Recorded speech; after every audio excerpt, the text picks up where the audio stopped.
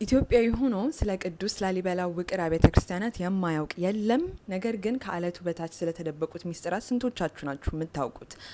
በዚህ ቪዲዮ እንግዲህ አብዛኞች የማይነሷቸውን 5 ታሪኮች ላነሳ ስለወደድኩ ነው የመጣሁትና አድምጡኝ እላለሁ።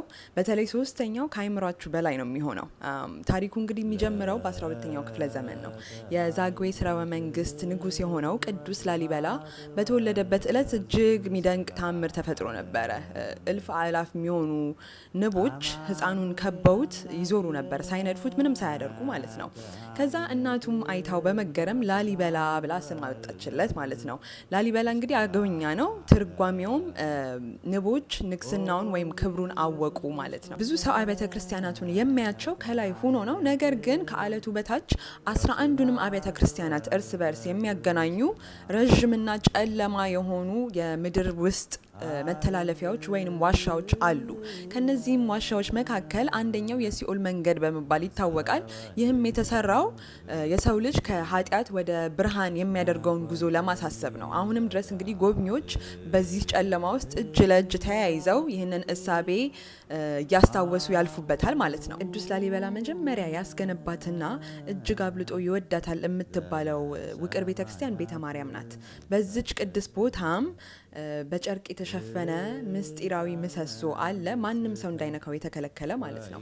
በዚህም ምስጢራዊ ምሰሶ ላይ ቅዱስ ላሊበላ የዓለምን ታሪክ ከመጀመሪያው እስከ መጨረሻው ጽፎበታል ተብሎ ይታመናል እና የተከለከለበትም ዋናው ምክንያት የሰው ልጅ ይህንን ምስጢር አይቶ እንዳይደነግጥ ወይንም ደግሞ ምስጢሩ ገሃድ እንዳይወጣ በሚል ነው እንግዲህ በልዩ ጨርቅ ተሸፍኖ ተደብቆ በሚስጥር የሚገኘው። እኔ በጣም የሚደንቀኝ ህንፃዎቹ የተጠናቀቁት በ23 ዓመታት ውስጥ ብቻ መሆናቸው ነው።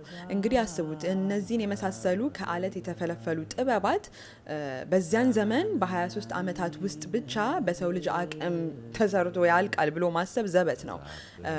በጣም ሌላም ደግሞ የሚያስደንቀው ነገር ቅዱስ ላሊበላ ለቀን ሰራተኞቹ የሚከፍላቸው ደሞዝ ነበረ። እንግዲህ ደሞዛቸው 1 ዲናር ወይም 1 የወርቅ ሳንቲም ብቻ ነበረ። ተአምሩ የሚጀምረው እዚህ ላይ ነው።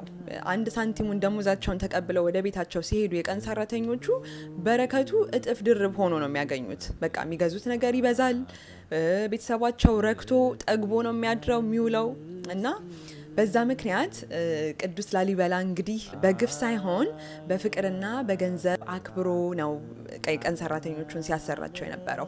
እንግዲህ የቀን ሰራተኞቹ ደክመው ሲተኙ ሌሊት ላይ ደግሞ መላእክት ከሰማይ ወርደው መዶሻና ሸንካውያን ይዘው መፈልፈላቸውን ይቀጥሉ ነበር ማለት ነው እና በሚገርም ፍጥነትና በመለኮታዊ ጥበብ ነበር ይህንን ሁላ ሲሰሩ የነበረው። እናም ቦታው ዝም ብሎ ቦታ አይደለም።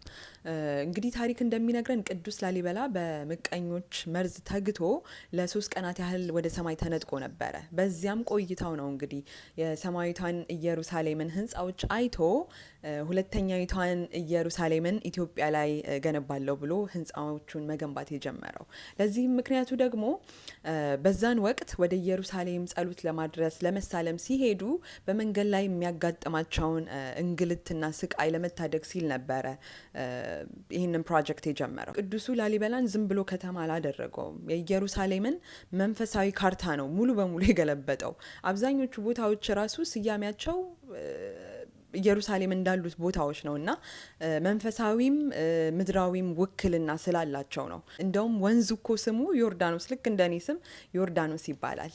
እናም የዓለም መሐንዲሶች ዛሬም ድረስ እንዴት እንደተሰራ ትንግርት ሆኖባቸው እየተመራመሩት ይገኛሉ። ለእኛ ለኢትዮጵያውያን ደግሞ የሃይማኖትና የማንነታችን ክብር ነውና ክብር ለአባቶቻችን። የቅዱስ ላሊበላ ረድኤትና በረከት በየቤታችን ይግባ እላለሁ። ስላዳመጣችሁኝ አመሰግናለሁ።